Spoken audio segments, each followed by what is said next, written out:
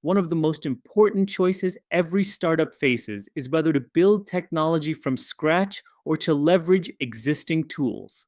This decision, often framed as build versus buy, shapes not just the speed of execution, but also the long term trajectory of the company. On one hand, no code and low code platforms allow teams to launch quickly, validate ideas, and conserve scarce resources.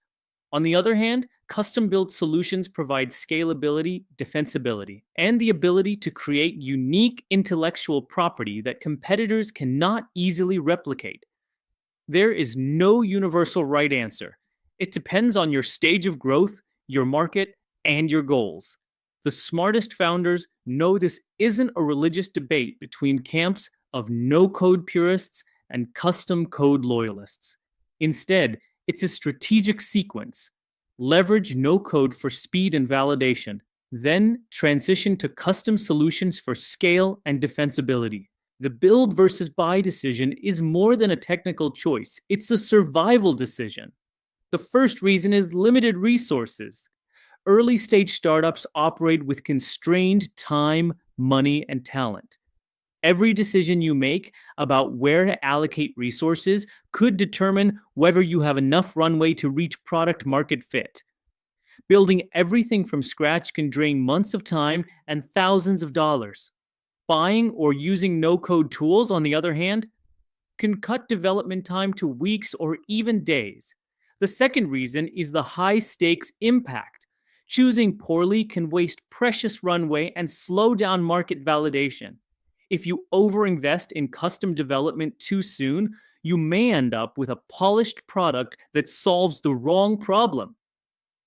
If you lean too heavily on off the shelf tools for too long, you may lack the scalability or flexibility to serve a growing user base. The third reason is strategic trade offs. Build versus buy choices affect speed, flexibility, and scalability.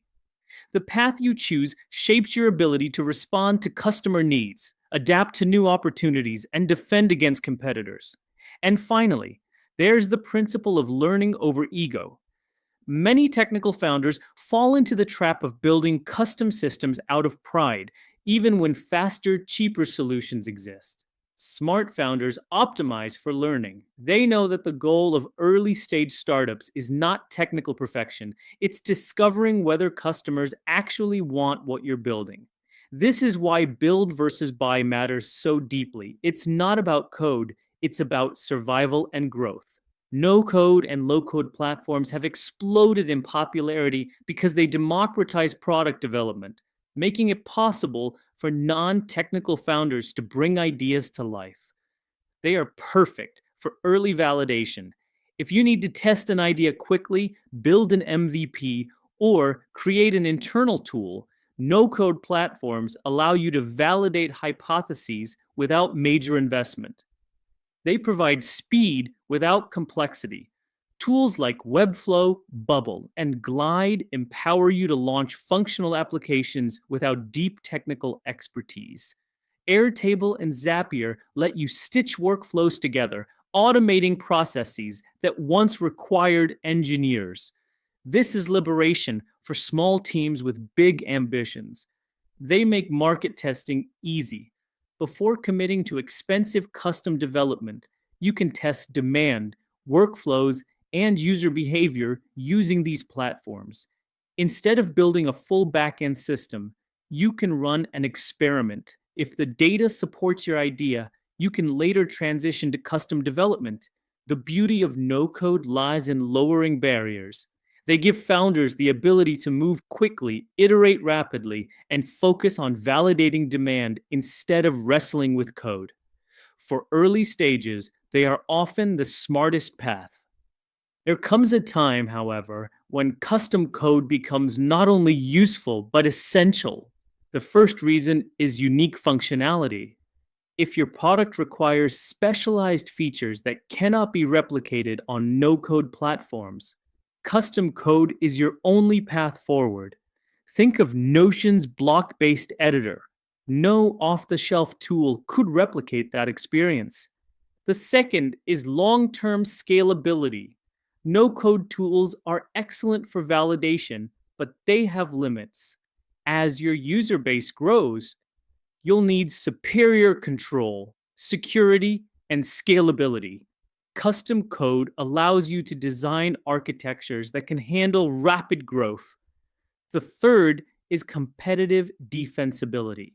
If your product is meant to be the core intellectual property of your company, you cannot rely on generic platforms. Building custom solutions allows you to create moats that competitors cannot easily copy. The fourth is investment versus returns.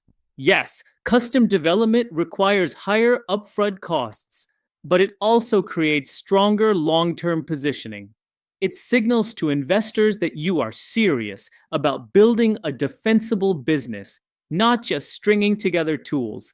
In short, no code gives you speed, custom code gives you strength.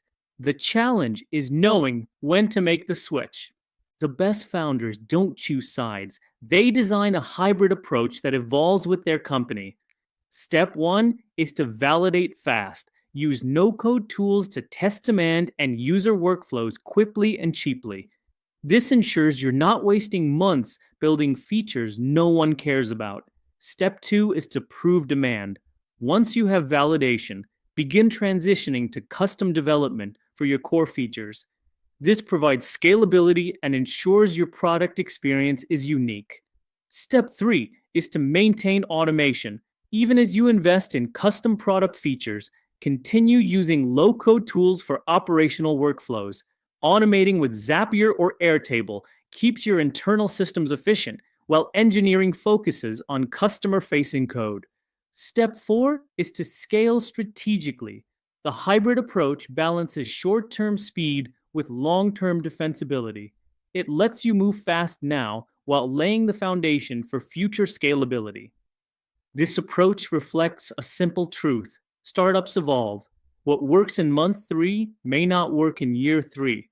By combining both approaches, you get the best of both worlds. Several iconic companies illustrate how this decision plays out. Airbnb started scrappy. Their MVP wasn't powered by sophisticated code. Instead, they built quickly with existing tools and manual processes, photographing apartments themselves, handling bookings by email. Only after they proved demand did they invest in custom development to scale globally.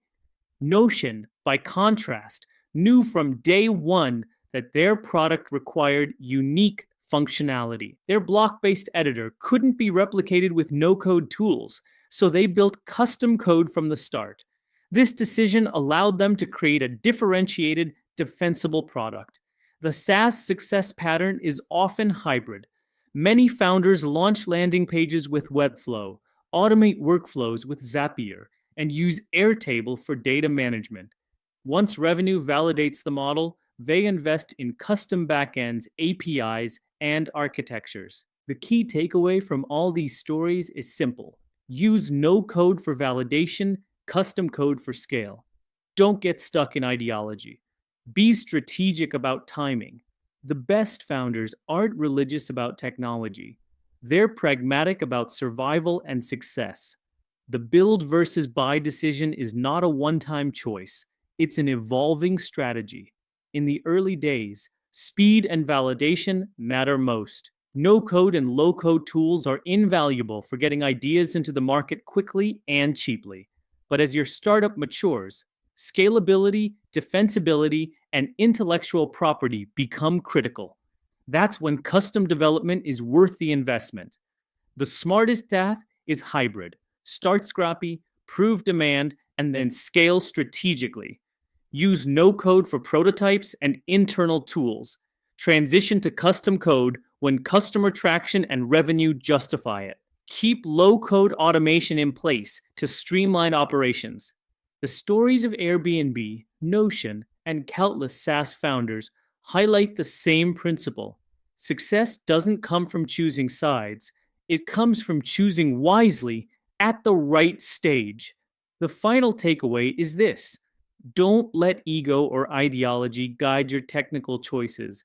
Let learning, evidence, and timing guide you. Build when it strengthens your future. Buy or borrow when it speeds your present. This is how startups survive, grow, and succeed.